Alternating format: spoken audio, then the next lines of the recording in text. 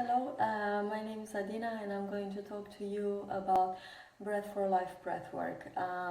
So when we are born, even starting from day one, we have experiences and we have events that are happening to us. And when we have those experiences, some are pleasant or seem pleasant, and some are perceived as not being so pleasant. So those emotions and those experiences, we have emotions that come up when things are happening to us, and we can decide to feel those emotions or we can decide not to feel the emotions. So when we decide not to feel the emotions, then those emotions get suppressed into our subconscious. They get put into a box and suppressed into our subconscious. So our mind is divided into three: is the conscious mind, the subconscious mind, and the superconscious mind. So the conscious mind is only 10% of our mind, and we use this to make sense of everyday lives, to do our jobs, to make sense of the world. We have our five senses in it, and we also have the subconscious mind. The subconscious mind is 40%, and the subconscious mind helps us to feel. So that is where we actually feel our emotions, and we store our skills and again our suppressions in it. And we also have the superconscious mind, which is 50%. The superconscious mind is known by many names: unconditional love, the divine, God, and many other names.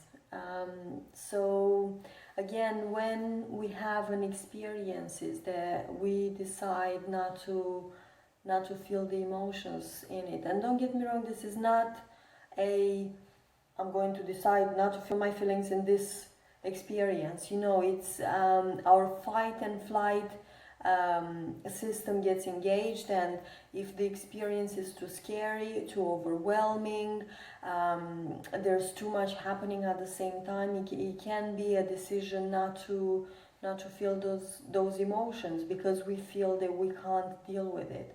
And when we decide not to feel the emotions, then a block forms, and that block will then stop us from dealing with the same event that happens in the future, or with events that are perceived or seem to be the same.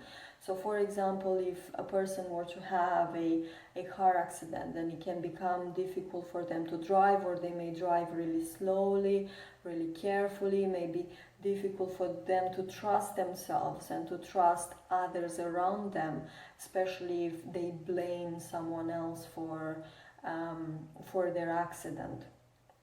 So then a block forms.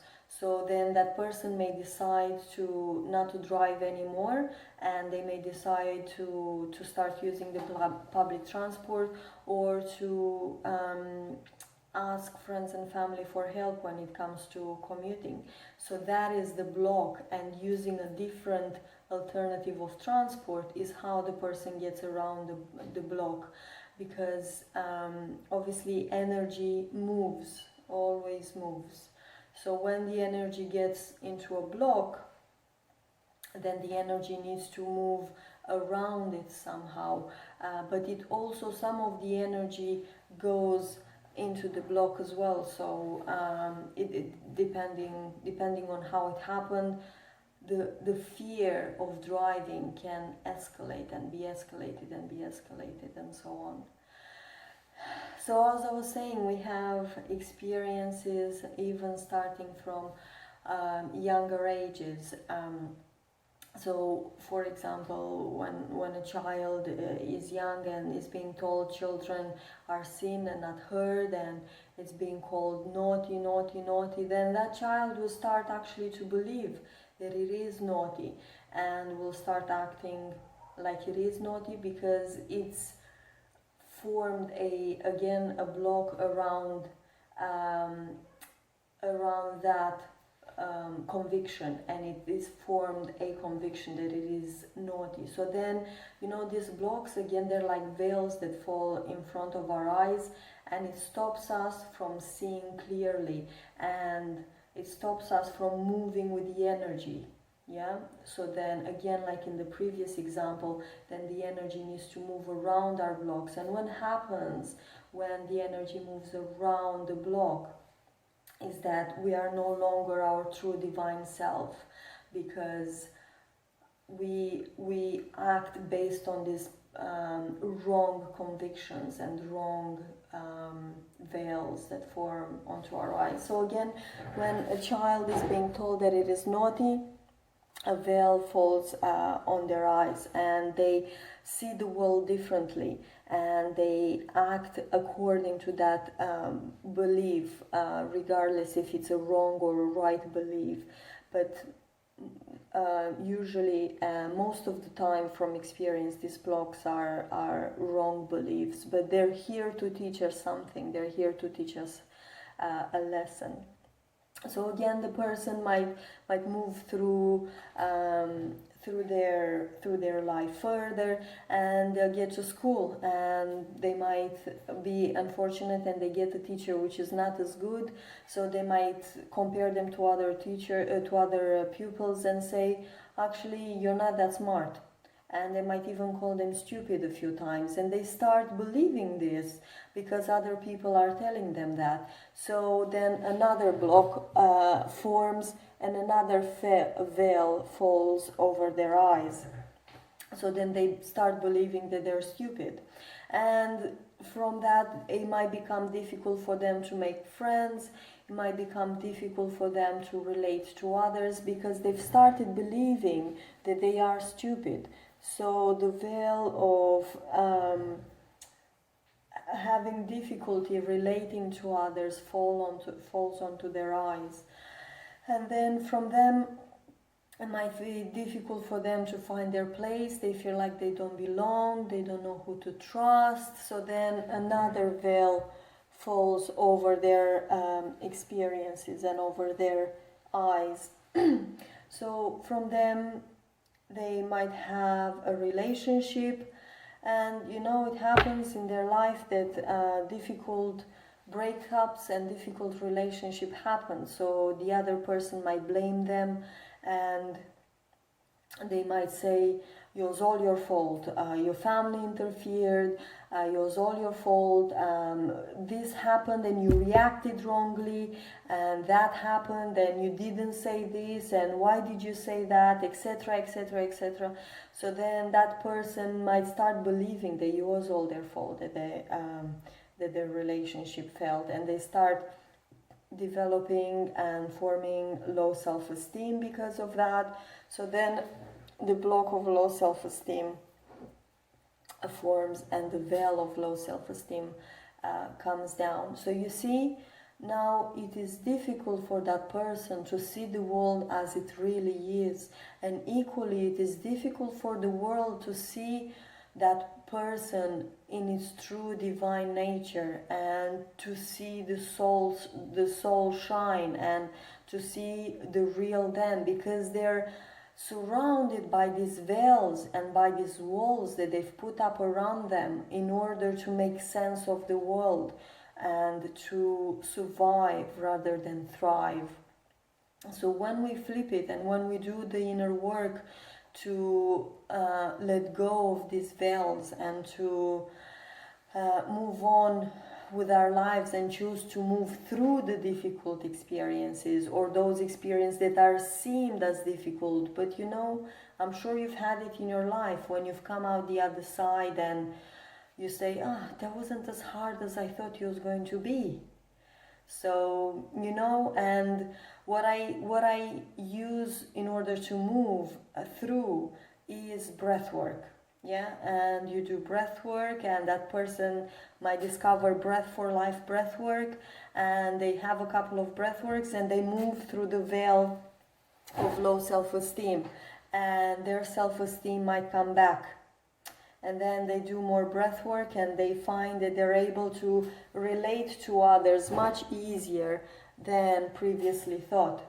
and they might do a bit more breath work, and they find that they find their place and they feel comfortable in their own bodies, and having a conversation with others, and it's really easy to just be and just be able to relate with others. And they might do more work on themselves, and they might see that actually they're not naughty and there's nothing wrong with them, and it's perfectly alright for them to be themselves, their true divine self, and it's alright to show the world who they really are. And they might do a bit more work, and they might get the self-acceptance and the self-approval and self-validation that only yourself can give, isn't it? That's why it's called self-approval, because it's only yourself who can give that to you. These experiences, and they're here to teach us things. And it's alright if at the time we weren't able, we didn't have the skills, we didn't know how to move through them, and we looked at those, whatever it may be that happened in your life. We may look at that experience and it may seem a mountain, but once you've climbed it, I promise you, you'll look like a crumb on the floor.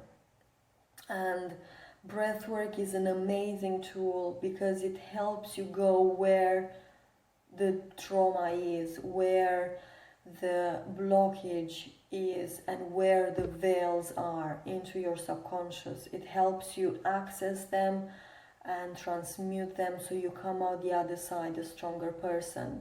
I find from my experience that when it's you who does the work, as in the case of breath work, you are much more likely to move through that experience and to reap the gold and the benefits and to keep it, and not to repeat the same mistakes, because you've come out the other side, because it's you who's done the work.